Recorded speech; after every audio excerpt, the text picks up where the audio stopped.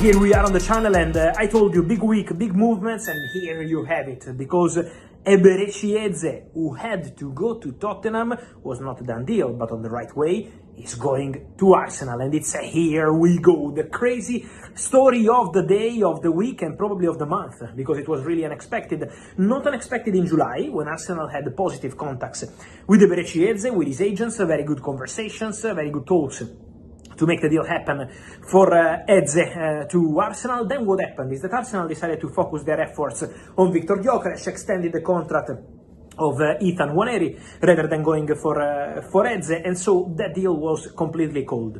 Then what happened is that in the last 24 hours, while Tottenham were working, advancing, negotiating, very confident to sign Eberechi Eze, Kai Havertz suffered an injury. I told you in a video also earlier today. Knee injury for Kai Havertz. He already suffered one a few months ago, and so Arsenal were considering internally to do something in the market. Well, they did, because in the last hours, in the last, let's say, 3-4 hours, Arsenal decided to match Tottenham bid for Eberechi Eze, so £60 million plus some add-ons included in the package. So Arsenal matched the bid made by Tottenham and also made a better contract proposal to the player. The proposal to Tottenham was the same in terms of transfer fee, but different in payment terms and also in terms of details. Part of these add-ons easier to reach, because Tottenham were at £55 million plus 5 in add-ons. Arsenal offered slightly more, and the add-ons are easier to reach and with different payment terms. The player said yes to Arsenal. It was his dream to go to Arsenal. Was not possible in this transfer window till today, and then the injury of Kai Havertz opened the doors for Eberechi Eze to join Arsenal. So it's a here we go, and now obviously a fantastic signing, one more for Arsenal, for Mikel Arteta. Let's see what happens on the other side of the story, Tottenham, because Tottenham had a verbal agreement with the player, personal terms were in place for more than 1 week, negotiating with Crystal Palace. But you know, guys, in the transfer market, when you negotiate, it's close, it's advanced, then things can happen. And in this case, after 10 days of negotiations, advanced negotiations, Arsenal appeared and Tottenham lost the player. What happens with Tottenham now? They started making some calls today already to try and understand the situation for new players to add to their squad. For example, I can tell you that one of the dream targets they have at Tottenham internally is Morgan Rogers at Aston Villa, but it's seen as a very difficult deal because Villa don't want to lose the player, so people in the industry believe that this deal is almost impossible for Morgan Rogers. But I can guarantee to you that Tottenham are thinking internally about him as a perfect candidate. Then, for Tottenham, another name I think we have to watch is Tyler Dibling. Tyler Dibling is a top target for Everton. Everton remain in negotiations for Tyler Dibling, but tonight, in internal talks they had at Tottenham, also the name of Tyler Dibling was mentioned internally at the club. And then a player they would love to add, and they made some contact a few days ago already, was Xavi Simons. But Xavi Simons has his heart set on a move to Chelsea Football Club.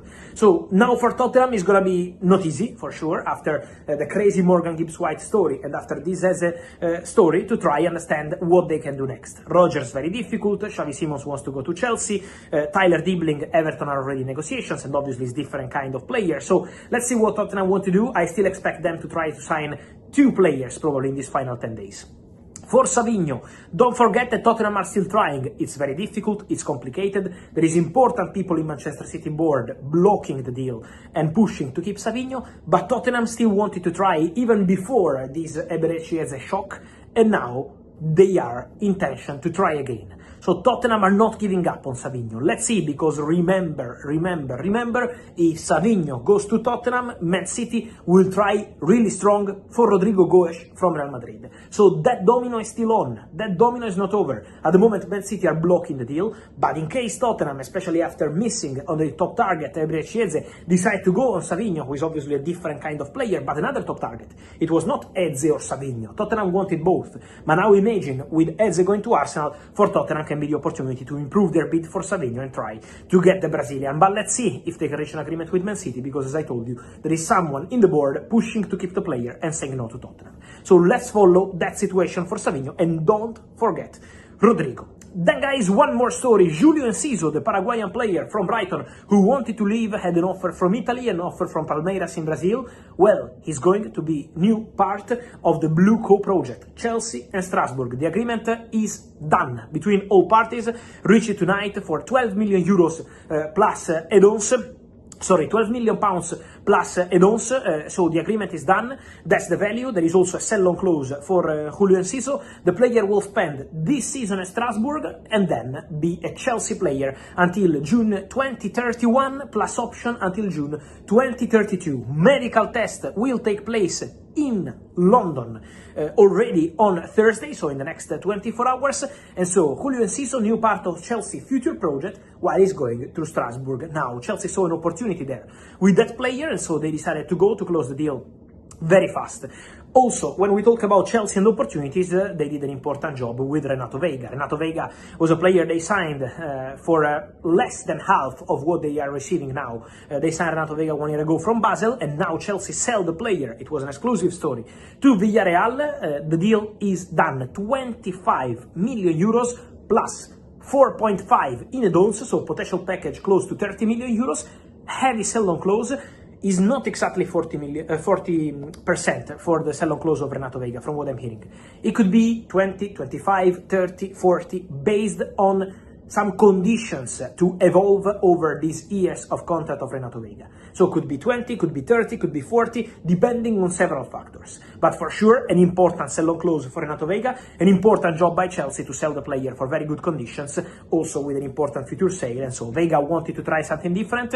He's arriving tonight in Spain, tomorrow medical test as new Villarreal player, and so Renato Veiga to Villarreal is a here we go. The here we go we also wait this summer, in these final days, for Rasmus Højlund today after Milan. But Milan spoke to the agent of Højlund again this morning, but then they reached an agreement with Bayer Leverkusen for Victor Boniface, club to club, waiting on player side.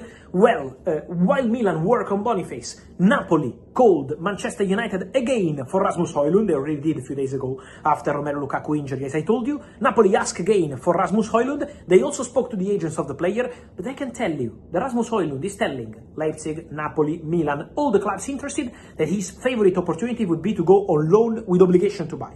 He didn't want to leave Man United, we know that, I told you. But if he has to leave, he doesn't want them to return in 1 year and to be in the same situation of players like Sancho or others. He wants to go and cut this thing if it's the only way. He really wanted to stay at United, Rasmus Højlund. He really wanted to stay. But if it's not possible, he prefers a loan with obligation and not a loan with option. This was the message to Napoli. This was the message to Milan and all the other clubs, because Højlund wants to feel confidence. Doesn't want to feel like a player who will go back then to Man United and then goodbye. So, let's see what's going to happen there. But Rasmus Højlund, another big name for these final days. And so guys, let me know your thoughts on all these stories, the big Eze deal, and then Enciso, Veiga, Rodgers, Savio, but also the situation of Rodrygo and all the others, Rasmus Højlund included. Let me know your opinion, guys. Here in comments, like this video, turn on the notification bell, subscribe to the channel. See you soon.